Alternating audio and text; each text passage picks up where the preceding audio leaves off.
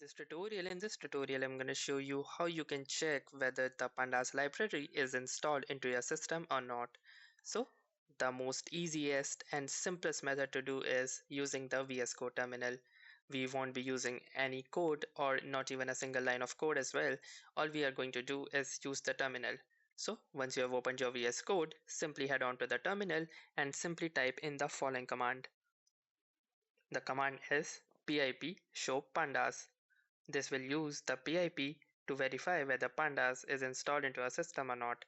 Once you have typed in, simply hit the enter button, and here you can see that it has given me all the information about the installed Pandas version, which includes the name, the version, summary and other details as well.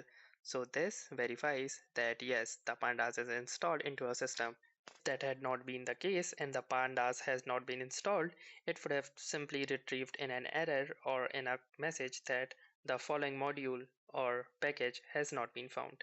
So that's it for this video. I will see you in the next one. If you like this video, make sure to hit the like button as well. Comment on this video, share it, and don't forget to subscribe to our channel.